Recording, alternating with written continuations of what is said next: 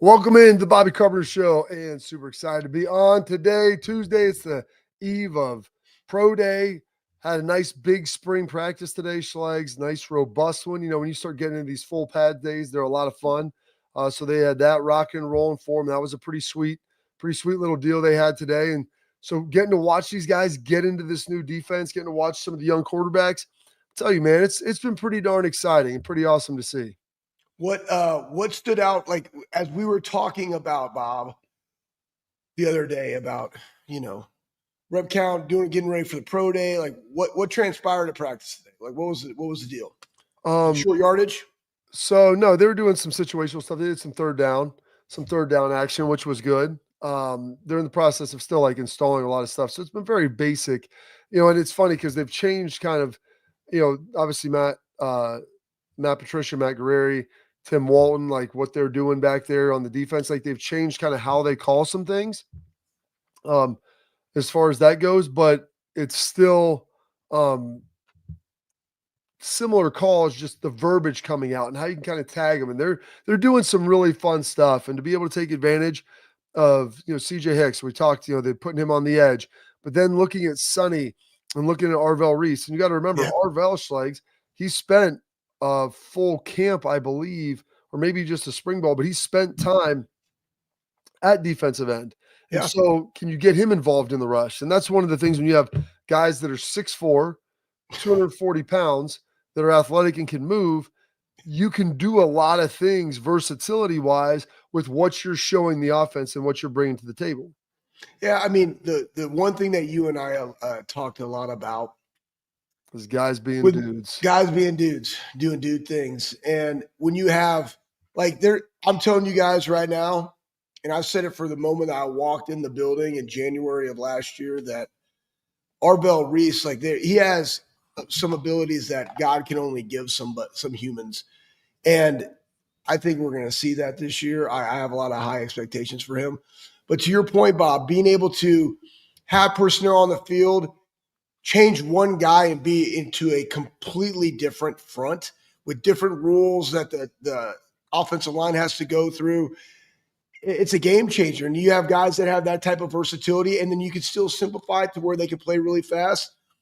It's going to be a big deal. And honestly, if you think about the stats, think about the size of our linebackers right now, Bob. I mean, they're both 6'4", 240 pounds. Yeah. I mean, that's great. And they can run, like run. Fast, as Eric Lichter always used to say. So it's going to be fun watching the development. It's going to be fun. I'm excited. Again, my biggest question of the defense this year is going to be, who's going to be the interior D lineman? We know what Caden's done. We know what KJ has done, John Jackson. We know that and how they could step up because we saw flashes of them, and we saw some flashes that came back. You got Edric Houston in the mix. You got some younger guys. The depth of the interior linemen, I think, allowed Ty Leak and Ty Hamilton last year to be fresher. And we saw that rotation. Everybody was clamoring, when are they going to rotate? Well, they rotated a crap ton this year, and those guys made some plays in some big moments. But what is that depth going to look like? Who's going to step up? Like, that's what we're figuring out here, along with the back end. So you have a lot of guys that can play a lot of different positions, a lot of versatility, but that only allows you to play really fast if you communicate, which is the thing that you want to hear in spring, because that means that they understand what you're trying to do. And understanding the why of great defenses allow you to communicate better, which allows you to play faster and up to your capabilities. So that's part of it, is the communication, I think, in this defense is going to be critical, and knowing and playing in this system. And it's a Bill Belichick derived defense, which the system that we played in, Schlegs, was a Bill Belichick derived defense. Had been derived down and distilled through Nick Saban to Mark D'Antonio to us. But there were similarities. There were a lot of commonalities. The verbiage, like, have you heard all of this today? I joke, the guys like looking over at me. I go, I grew up in this defense. I go, so are you serious? Is it like that? It's like, I'm really going to be able to like walk up to practice and know exactly what's going down. Oh, you'll be able to, I told the guys, like, within probably about a 95% accuracy rate, there might be some different things and some stuff that I would have to cue you in on. Like, hey, this group, like this package means this front, and this is what they're doing. Like, if you hear these different things, like, that's a moniker for this. But yeah, 90% of it right now, probably 85% of it right now, and the other three things, it's like pick them up because it's tag style. So it's really easy to kind of see all that. So it's very That's easy, exciting man. for me to sit Yeah. there and listen to calls come in and they're looking over and I'm like, what's the auto mean? And they're looking at me. I'm like, guys, and they say, well, I asked one of the freshmen, like, you should be able to tell me what this means. If you can't tell me what it means, there's one word that's tagging to this. Well, what does that mean? Is it a roll to this? Is it a stay to this? Is it this or that? Like all these different things.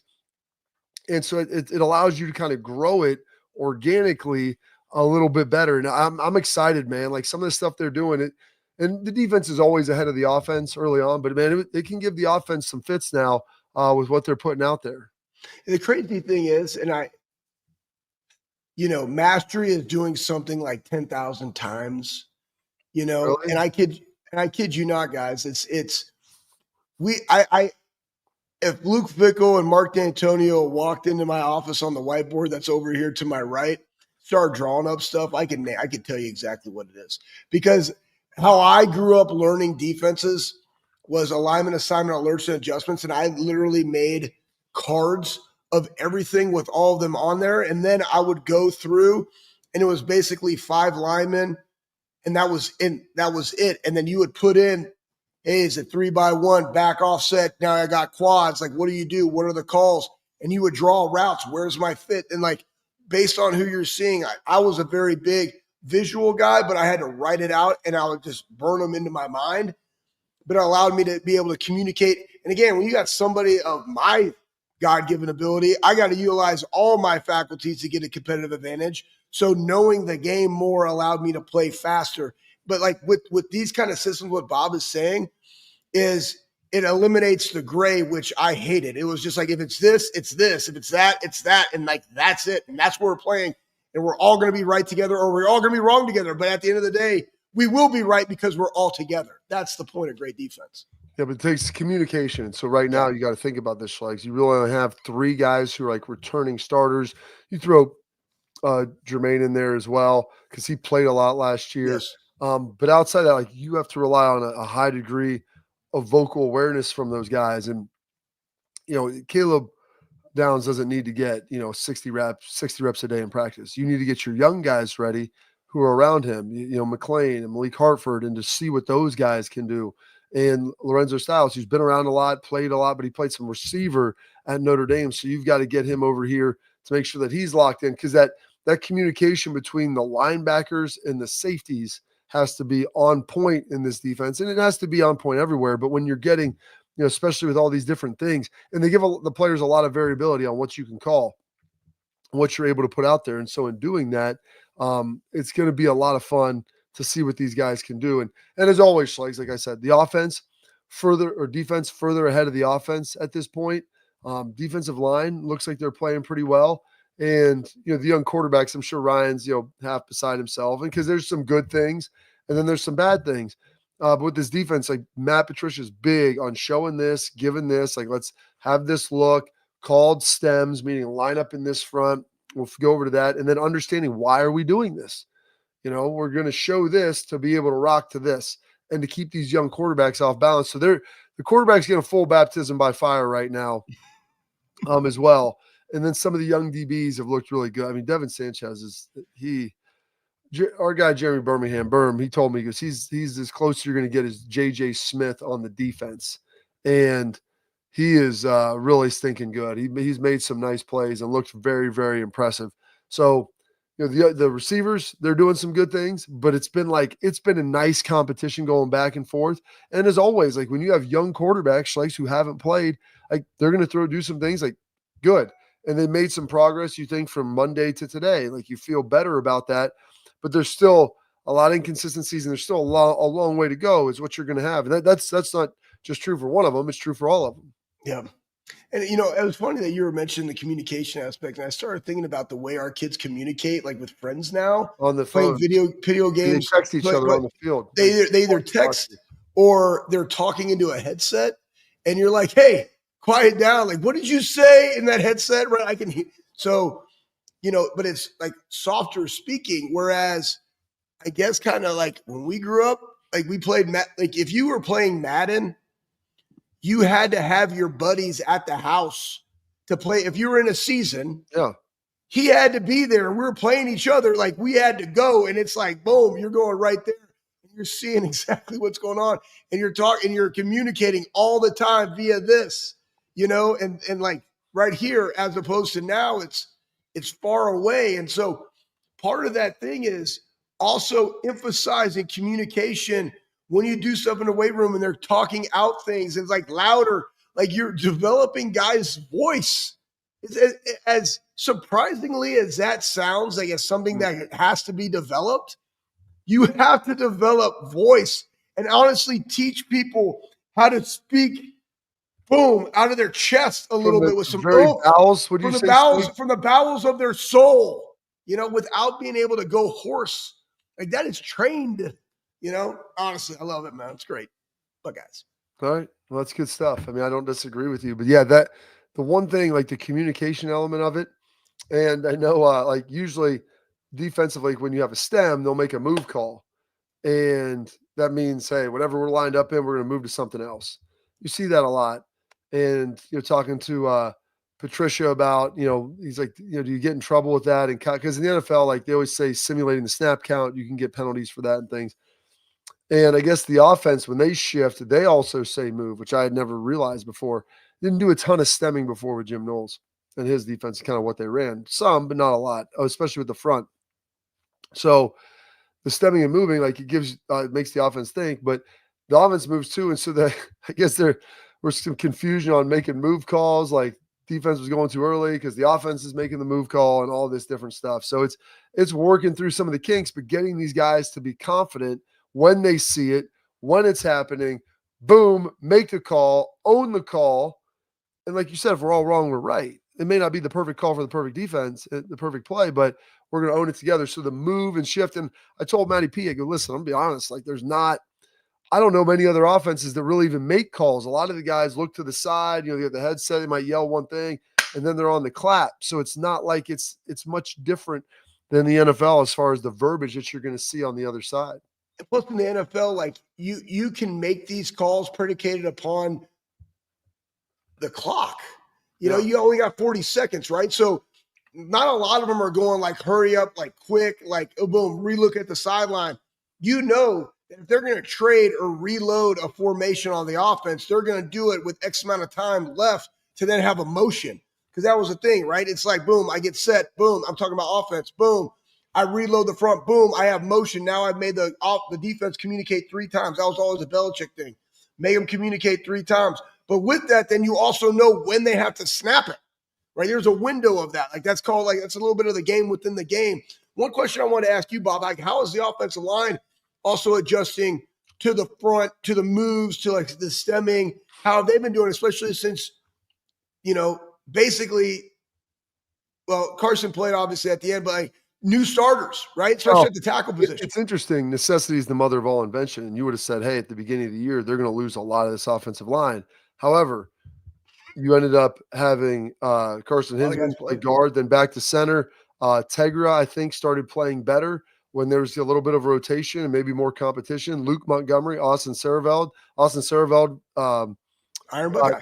He got Iron Buckeye on the offensive line. So on the inside, it's pretty good. The outside, they brought in some dudes, but they're still young and there's still and they haven't played at this level. So they're like, how hard it is to get that offensive line to work as like one seamless unit. And that takes a lot of time. And so defense is always ahead of the offense, especially Slags when you're stemming in and out of 3 down, 4 down, 5 down. They got all kinds of, they got the whole bag of tricks with Matty P. So it's pretty exciting to see what they're going to do.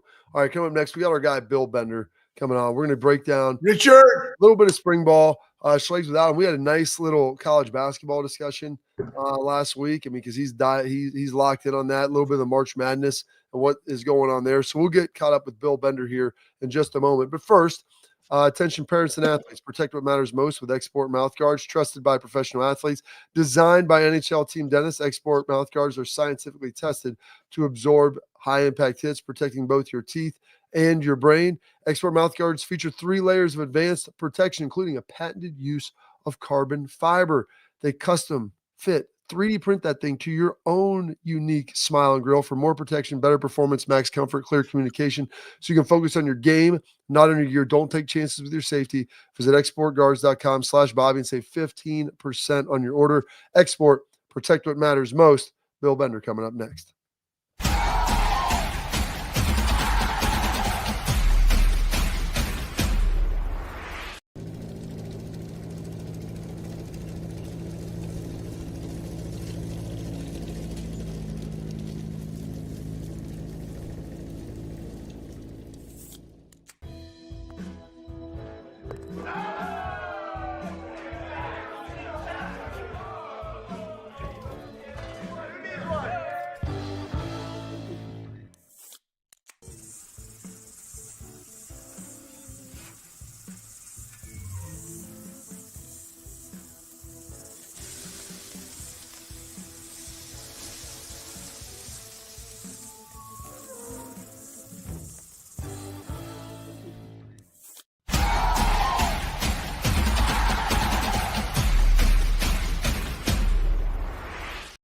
All right, welcome back into the Bobby Carpenter Show. And as always on Tuesdays, we're joined by our guy, Bill Bender. We're in the thongs of spring ball, but also we just came out of I don't know, some people think the second weekend's the best, Bill.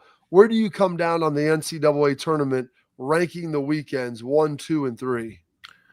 Well, I think this is going to be an interesting discussion because how it matches up with football. So we had a lot of chalk over the weekend. That can't be when we're selling number 10 Arkansas as our Cinderella of the week. Oh, yeah. We had a lot of chalk, but it's kind of like how I feel about the college football playoff in the round of 8. When you look at the Sweet 16 field, look at the matchups we have. Kentucky, Tennessee, that's going to be fun. A bunch of Big Ten teams in the field, 7 SEC teams. The Power 4 conferences in football make up the entire Sweet 16. So even though we didn't get a Cinderella, I really like this field, and I think it's going to be a lot of fun figuring it out. I got my blue on here because it's either Florida blue or Duke blue. Either one wins, I win a bracket. So we'll stick with that for the week. What do you like right now in as far as like these games? Because early on you can get some blowouts, you get some really tight ones, but like what has really piqued your interest about the teams that can be the most successful right now? Like what's their recipe for success as you've seen going on in this tournament?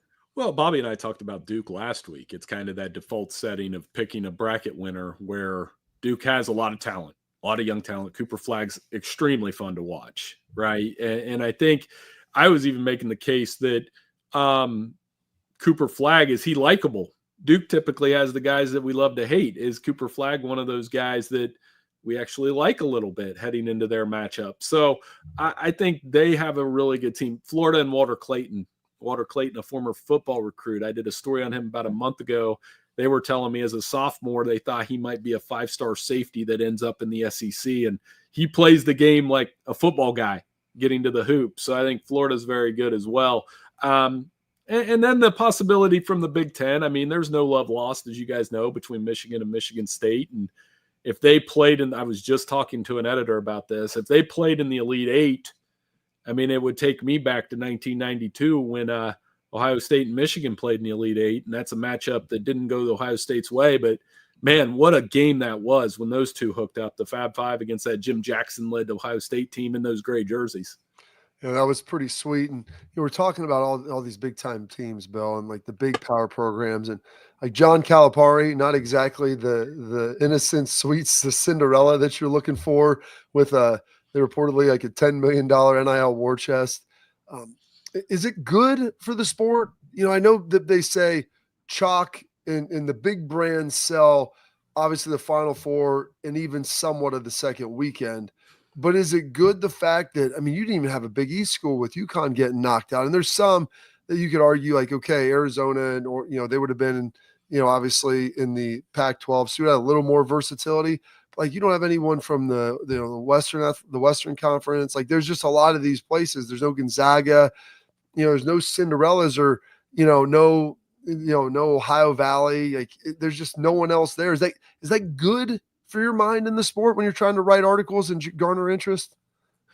I feel differently about March Madness than I do the college football playoff. Like I'm accused of being like an elitist snob by Summit Sporting News, because I want to see the big brands in football once we get to the 8 and the 4, right? I want to see Ohio State, Notre Dame, Penn State, Georgia, Texas, big time matchups. And if a Cinderella of sorts in football slip through, to me it's just harder to do that. Now in basketball, if you've got one guy like a Steph Curry, you can do that at Davidson. I always tell people, the only school to win 3 games is 3 first round games is a 13 or lower is, of course, it's Ohio University. So I throw that out all the time, by the way. It's almost like I have it rehearsed, but I would like to see a Cinderella or two get in the second round, then the third round. I'll be honest, Schlegs, I wanted Colorado State to beat Maryland, so we had at least one 12 seed in there. And I don't know how many steps you guys would have taken on that shot, but I thought Dairy Queen traveled. Richard, why would you want more teams in March Madness than college? Is it because the field is significantly bigger? And do you again, from a viewer's perspective, I'm talking TV ratings for the bigger conferences, and I don't know how they share this with all the teams, or if it's just all NCAA is just doing what they do, look kind of like the OHSAA. But do we really want them there? I like a good story, but I like good basketball. So it's like if they're playing really good basketball, then that's one thing. But to have somebody in there to have them, is it that you want a little bit of that chaos because it is March Madness, it's the title, or it's the field is 64? And I like the approach that you have that you wouldn't want that in football. So why the difference? Why the disparity in the two? Well, that maybe it's because you grew up watching Cinderella in basketball and knowing it's probably a little more possible. I mean, that's one answer. Like, I know who Bryce Drew is because of the shot he made at Valpo.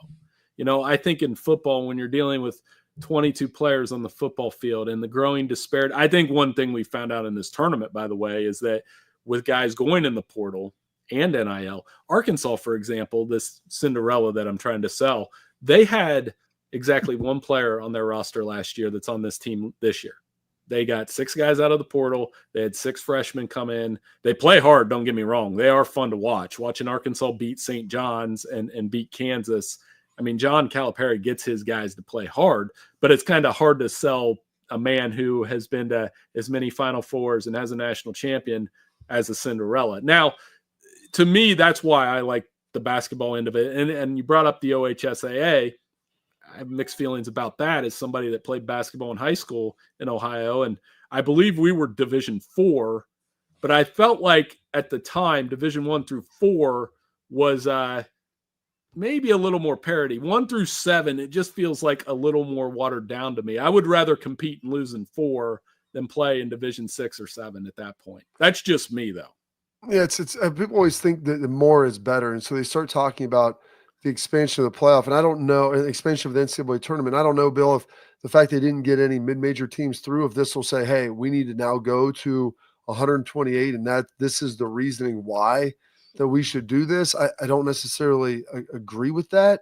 But do you think that this is an impetus for them being able to justify that, even though I think when you expand it with how the rules are right now, you're probably not still getting really many more teams, if any more, through at all? Right. And people that try to re-legislate the bubble based on teams that lose in the first round, it's like, okay, well, North Carolina kind of threw that in our face, didn't they? They won by a lot of points. Some of these SEC schools that lost in the first round, it's 2 ways to look at it. You could say the SEC had 14 schools in the tournament and 5 of them lost in the first round, and several of them had losing records in conference. Or you could say, look at the 7 teams they have in the Sweet 16. And if you look at the bracket now, there's a decent chance they could have multiple, if not 3 Final Four teams. So I would say the SEC won. And the Big Ten, same deal. You had 8 teams get in the tournament. Half of them made the Sweet 16. And Purdue and the 2 Michigan schools and Maryland, again, might have traveled, but they are in the Sweet 16. Not that I'm bitter. But, I think that's what I'm looking at, is this power conference influence. If the ratings are good, Bobby, this weekend, why wouldn't the commissioners of those conferences kind of ask themselves, I mean, should we ask for more, especially when one bid leagues were 2-22 this year in the first round? Ooh. What about like you have Duke? ACC used to be this monster, right? And then the Big East. And again, I'm just thinking of even the football landscape, but sometimes it's like, hey, how do we go acquire and have a better overall conference?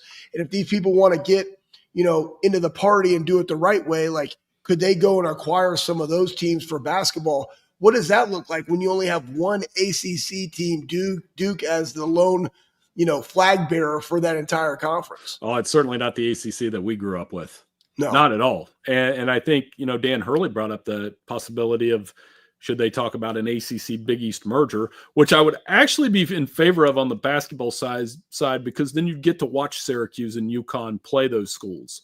And maybe we cut it down to like 3 or 4 conferences. And I think it would contribute to the growth of college basketball, which has lagged from what we experience. College football, I don't think the popularization will ever stop. But college basketball, it's clearly a little bit different when we're begging for Cinderella, and the ratings will probably reflect that in the second round. Do you think, lastly, before we'll hit a quick break and then we'll go talk a little college football on the back end? I've heard the argument now, Steph Curry, I think, averaged, 21 points or something at Davidson his freshman year. They win one tournament game.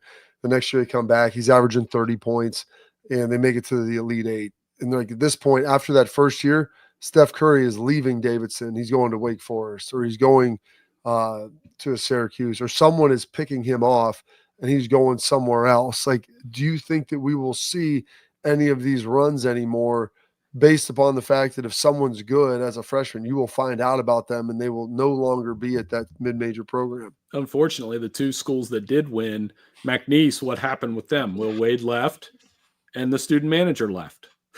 So, I mean, what a bizarre story that was in a good way, and what happened when they played Purdue? It wasn't good. And then Drake, 30 games. I think you got to have that second year, and then you win a game, and what happens? Bennett Sturts might transfer. Ben McCullum leaves for Iowa. So that's another concern where you were used to that in the MAC, where a team would go to the tournament and your coach would probably leave. But it's really hard to build a program that way. Other than Gonzaga, nobody's really done it that way at the mid-major level. Absolutely. Gonzaga, they were able to stack it. And even them, they still had some struggles this year and had some issues moving forward. All right. Yeah. Schlegel, stack them vertical, count them sideways. We're going to take a quick break here. More with Bill Bender, the sporting news, coming up next.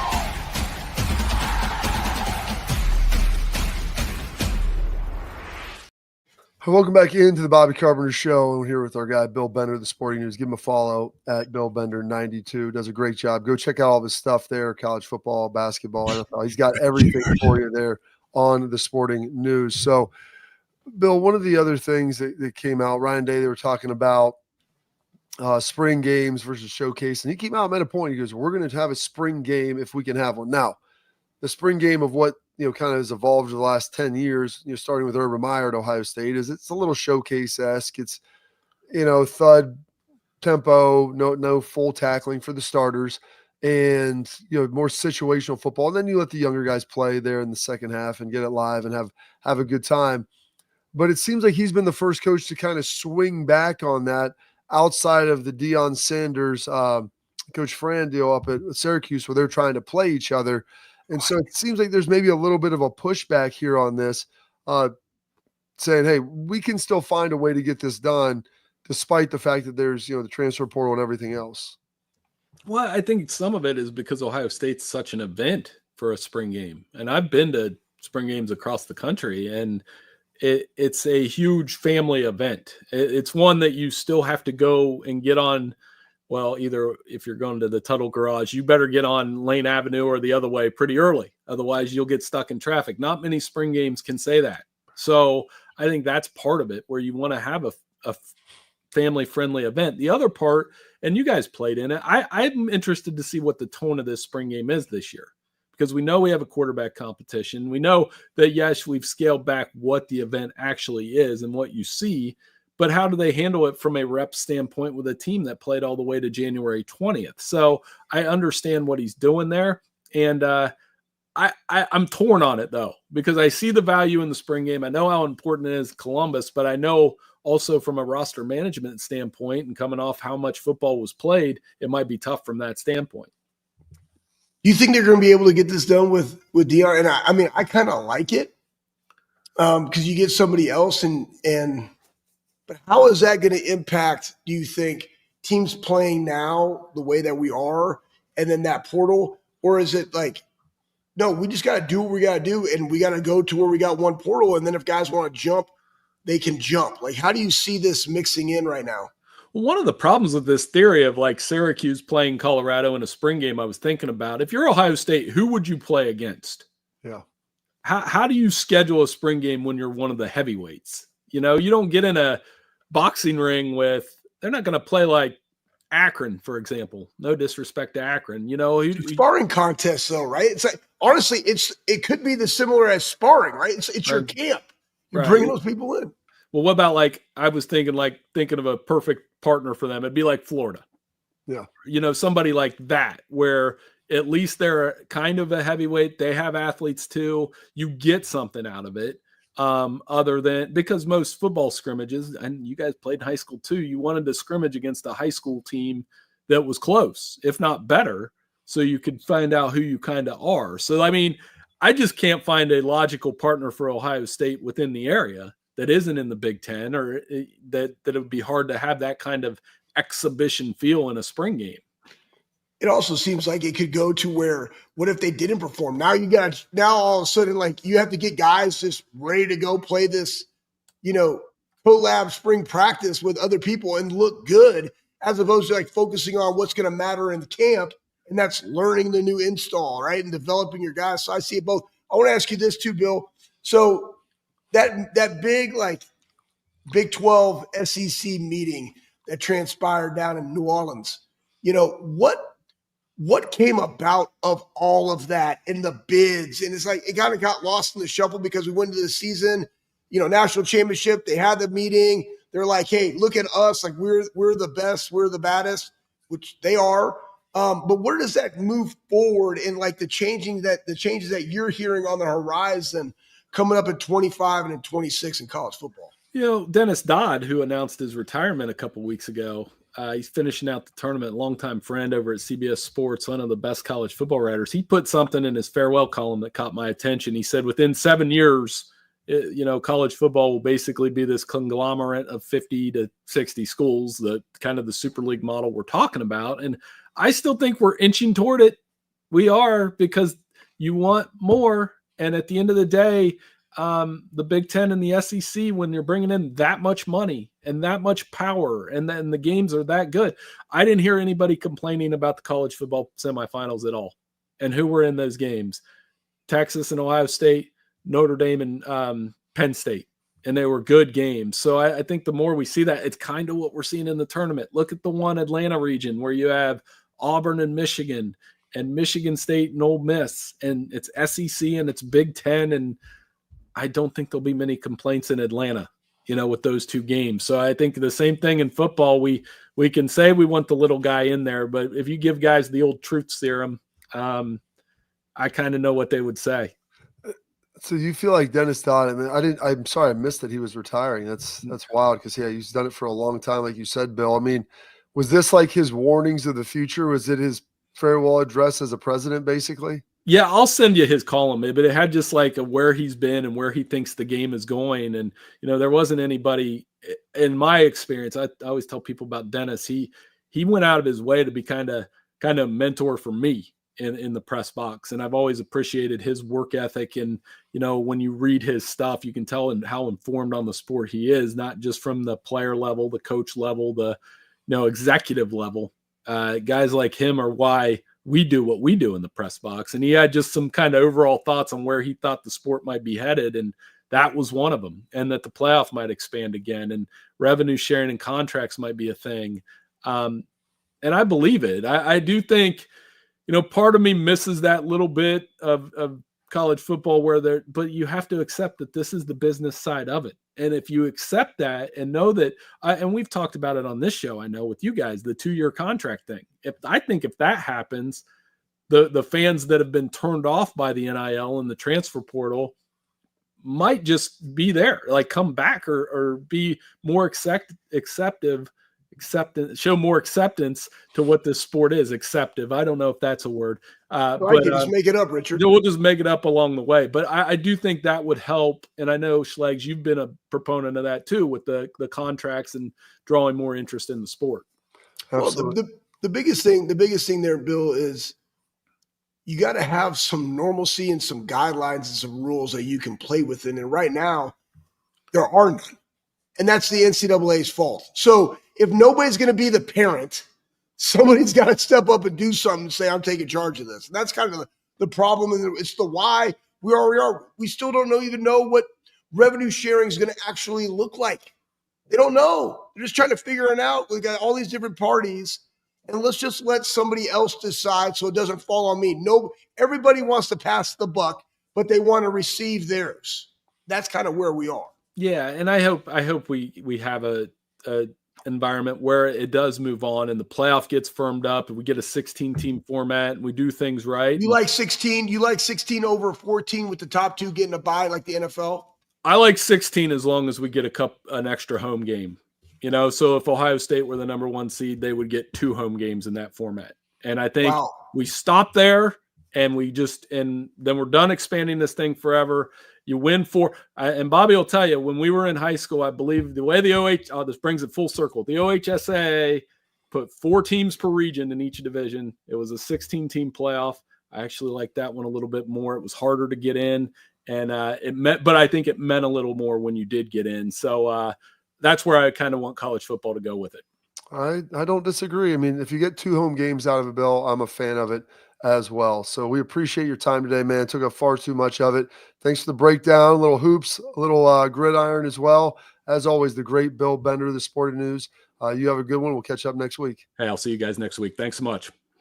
That is our guy, Bill Bender. All right, coming up next, we've got some headlines for you, Schlegs, and it has been announced when the Buckeyes, will they be heading to the White House? And when will that happen? We'll find out next on the Bobby Carpenter Show.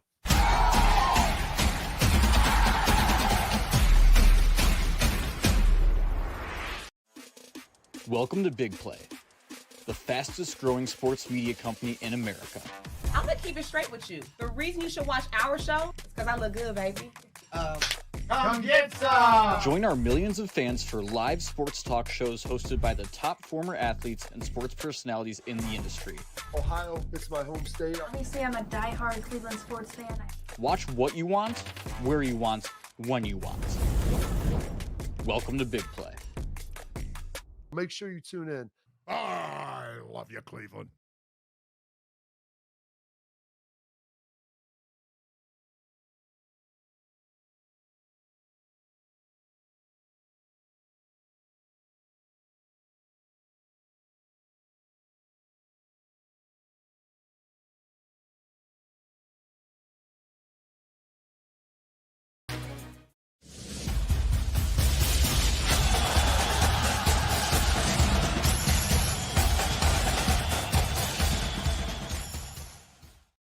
All right, Schlegs, the Buckeyes are going to be heading to Washington, D.C. Typically, the champs always get a chance to do that. Talked a little bit about this. Ryan Day said, it's an honor to be invited. We were formally invited. I remember growing up and watching the national championship teams go to the White House. I always looked at that like, man, what an honor that would be. So it's part of the celebration of our team. I think the Philadelphia Eagles are maybe going to go before us, but I think our date is April 14th. So looking forward to getting all that planned out. So spring game is April 12th. That's a Saturday. So that looks to be the following Monday. You want to make sure you get it in before the draft so that you can have those current seniors who are, I guess, graduating that are gone. They'll be able to come back and go and they won't have commitments. But getting a chance to do that, Schlegs, it's pretty darn special. And Love that those guys will get to do it. You know, you heard how Juice Lathan was when we talked to him about it. Like, he's going to go to the White House, man. I mean, people want to make political statements and everything else about it, and that's fine. But, you know, as a team, if you're asked, like, I can't imagine why you wouldn't go. No clue why they want to do that. We went 14, right? So I mean, regardless of what it is, man, it's an honor to just go to the White House, right? So, and to your point, Bob, you already laid out the logistics of as to the why, but it's something that you will always remember. I was just scrolling through my phone, and like there's dates that like pop up. I don't even know because I was like thumbing through it, and it was just like, oh, boom, and then there was Steph and myself at the White House. You know, I'm like, man, what a great time. What a cool experience. Wait, Steph got to go too? Yeah, Steph went. Yeah. Oh, that's crap. Yeah. Why is that crap? Because I just said it's crap. Because it's turd on a stick, Schleiks, as you talked about. So they go to the bowl games too. I mean, like, yeah, but that's not a bowl game. This isn't a playing. Like, they're not going to watch you go to the White House. But it's not. It's not like they stood. You got to remember, man. They didn't win the game. The people here. Time out. Okay, first off, when you work 80 to 90 hours a week and somebody else is holding the fort down, they can freaking go to the effing White House. Number two, it's not like they're on stage. It's not like I'm on stage. Who's on stage? The dudes. That's who's on stage because it's always about the dudes that played. We're just sitting in the deal. They got plenty of chairs. We're making up the audience, cheering on our freaking guys that got it done in 14. So, yeah, the people that hold it down the fort to allow me to go do my job to serve the sons of guns that are on the stands, 150% they could go. Now, whether or not I got taxed on that airfare, I don't remember. Okay? All right? But the fact is that she did go, and she should be able to go. All right. I mean, listen, dude. I'm not talking about the fact that, I mean, we won a national championship. I lost money that year because I got 1 month bowl bonus and nobody's restructured that stuff 10 years later, which is absolutely asinine. But I'm not saying any of that. I didn't say it at all. Yeah. I got you, Slugs. Buckeyes, all right? Guys, man, I'm just pushing back a little bit. You get so defensive. Keep it real. No, because I articulated the point. That's why we're going to finish on something happy, all right? You know, I always love when you see crossover. JD Vance is there, man. He's a Buckeye. JD Vance is a Buckeye. It is a big deal, regardless of political affiliation, folks. It's not a political statement. I don't care if he's someone that I voted for. Obama was amazing when we were there, dude. He was awesome. Yeah, but getting a chance to have the Vice President of the United States be a graduate from the Ohio State University, amazing. Hopefully he's the president. People may not agree like that. I don't care. Because I have to listen to all these Michigan folks talk about how Gerald Ford went to Michigan. So I don't want to hear about that nonsense anymore. The Ohio State's never had a president. And so that's half the battle here. All right, and now we're going to finish on a positive note. LeBron James, I love when you can blend sports across the spectrum. And LeBron James obviously talks about being a Cowboys fan and everything else. But the Jackets got to host a game against the Red Wings. I know it was a couple weeks back, the Stadium Series. I've got one of those sweet jerseys. They sent one to me, Schlegs. It looks amazing. You got a sweet Fire the Cannon jersey when we invented that on Morning Juice? Stadium Series jersey. I might go put it on. I'll wear it tomorrow for the show. Dadgummit, man. Yeah, but LeBron had it on, and that made me happy. It made me feel good about life. So, Buckeyes. What's in his bottle? He's like here's the thing. He's like a big wine guy. I mean, he drinks and stuff, but it's like I don't care. People, you can love LeBron, hate LeBron. I've come like full circle 3 times on how much I love him, how much I hate him. Not really hate, but just like sports dislike. But I will say this: the dude is my age, and he's still one of the top 5 basketball players in the world. Like, that doesn't even make sense to me. Like, I struggle sometimes getting out of bed to take a piss at night.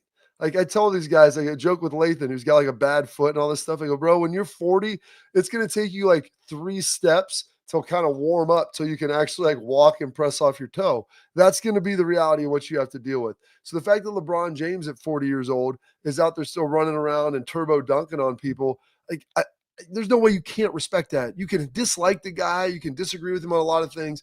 Like I said, I've come full circle multiple times on that. All I know is this, Bob. It ain't the binoculars, baby. It's only the general. Good for you. I don't know where. Hold on. That's okay. I've got one of the props right here. So like, got one of those guys. I found one of these. The kids lost one. I just found it around the house. Like, where did this come from? Like, oh, I think it came from your binoculars. Like, why is it not on them? Because if it's just the screw tops, it doesn't look near as believable. You need to have, the little lens cap on there to bring it home. All right, coming up next, we got our tailgate talk where we answer your questions. Brought to you by our friends at Real Truck. Get them fired in the chat, and let's get rolling here on the Bobby Carpenter Show.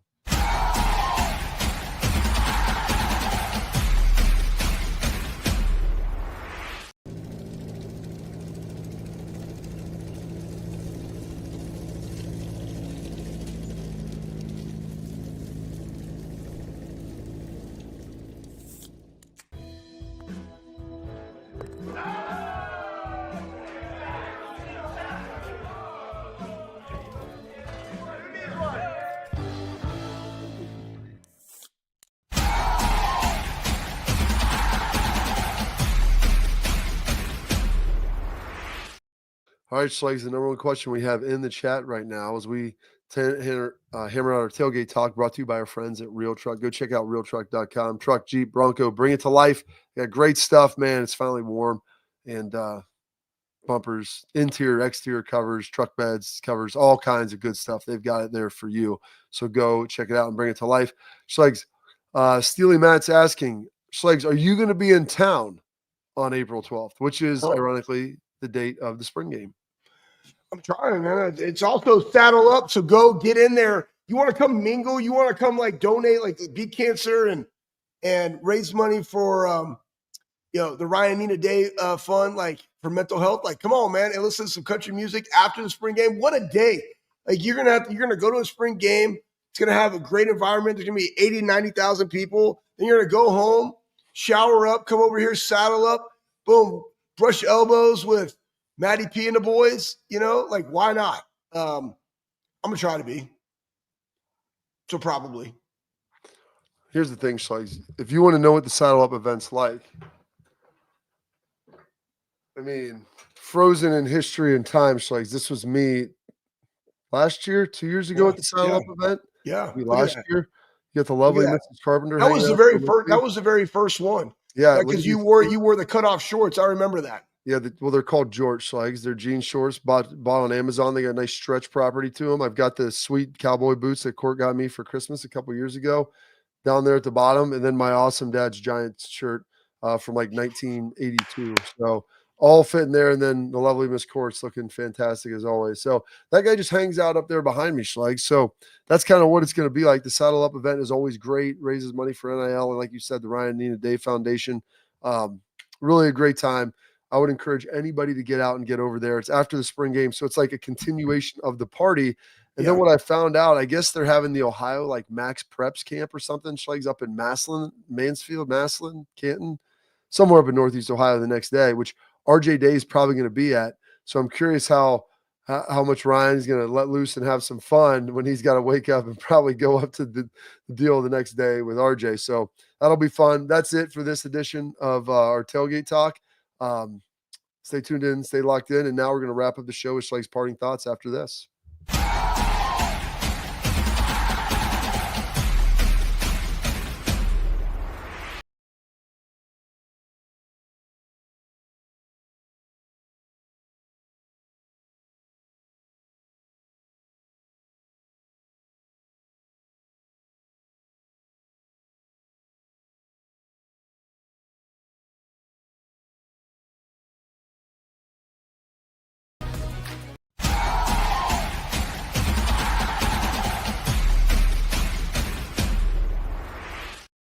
All right, Schlegs, you got about a minute left. Your parting thoughts. Hey, put it up there, man. Let's just do this. Spielman in the Ring of Honor. You see it. It's highlighted in there, bro.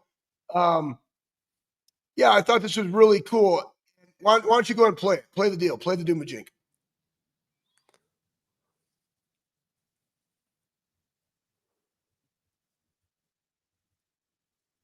Can't hear it, That's all right. Schlegs, that's okay. Guess what? I'll paraphrase. Like a year ago.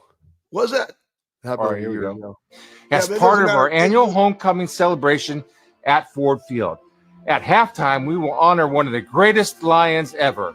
4-time Pro Bowl selection, he helped the team to 4 playoff appearances, 2 NFL Central titles, and a berth in the 1992 NFC Championship game. What are you guys doing here, man? Yeah, I like it, man. Look at that. So, hey, real quick, he's going in this year, right, Bob?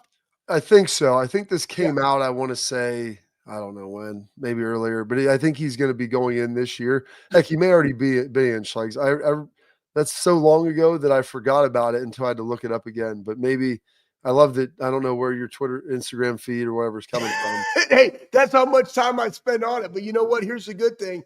Buckeye.